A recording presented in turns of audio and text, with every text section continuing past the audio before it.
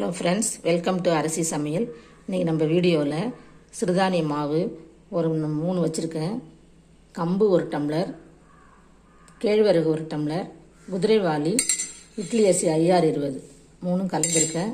கழுவிட்டு இப்போ நம்ம ஊற வச்சுருக்கேன். 4 தடவை கழுவிட்டேன். 5ஆவது தடவை நல்ல தண்ணி ஊற்றி ஊற வச்சுருக்கேன். ஒரு 1½ ஸ்பூன் வெந்தயம் வச்சுருக்கேன்.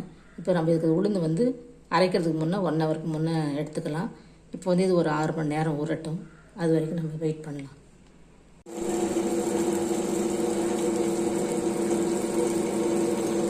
ஃப்ரெண்ட்ஸ், நம்ம இப்போ சிறுதானிய மாவை அரைச்சிக்கிட்டு இருக்கோம். உளுந்து அரைச்சி எடுத்தாச்சு. இப்போ நம்ம மாவை எடுத்துக்கலாம். இப்போ நம்ம மாவை அரைச்சி வச்சாச்சு. நம்ம ஒரு 7 மணி நேரம் கழிச்சு பார்க்கலாம்.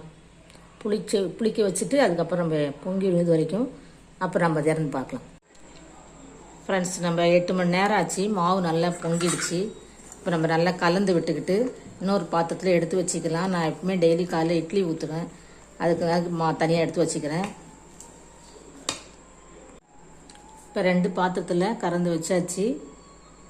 இப்போ நம்ம என்ன செய்யலாமோ செஞ்சுக்கலாம். ஃப்ரெண்ட்ஸ், சிறுதானிய அடைக்கு நான் ஒரு கேரட் துருவி வச்சுருக்கேன். ஒரு வெங்காயம் நறுக்கியிருக்கேன். கொத்தமல்லி இலை, இஞ்சி, பச்சை மிளகாய் வேணால் போட்டுக்கலாம். நான் பச்சை மிளகாய் போடலை. இப்போ நாம் நான் ஒரு பேன் வச்சுருக்கேன். இதில் நம்ம அடை ஊற்றிக்கலாம். இது காயட்டும். இப்போ நம்ம அடைக்கு கேரட்டு, வெங்காயம், பச்சை மிளகாய், இஞ்சி, கொத்தமல்லி எல்லாம் கலந்து இப்போ நம்ம செஞ்சுக்கலாம். இப்போ நம்ம கலந்துக்கலாம். நம்ம இப்போ ஊற்றியாச்சு. இப்போ நம்ம இது மேலே ஒரு மூடி வச்சுக்கலாம். நான் தட்டு வச்சு மூடுறேன்.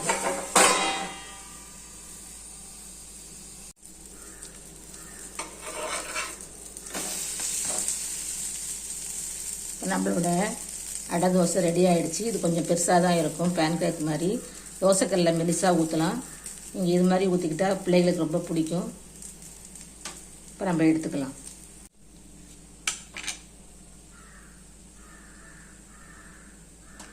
வெந்துக்குச்சு. இப்போ நம்ம எடுத்துக்கலாம்.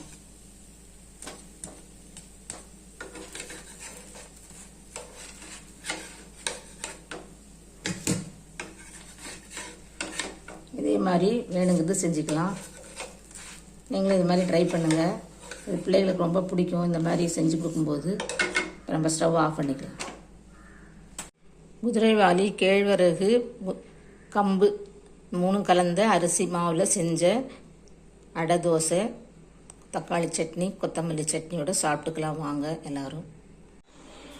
இப்போ நம்மளோட கேழ்வரகு, குதிரைவாலி அரிசியோட கம்போடு சேர்த்து மாவில் நம்ம நாட்டு சர்க்கரை கலந்துக்கிட்டு இப்போ பணியாரம் சுட்டுக்கலாம்.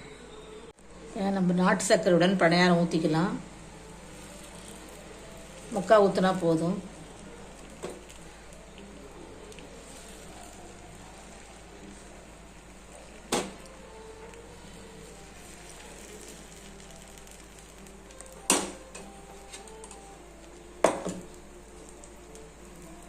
இப்போ நம்ம பணியாரம் ரெடி ஆயிடுச்சு, எடுத்துக்கலாம்.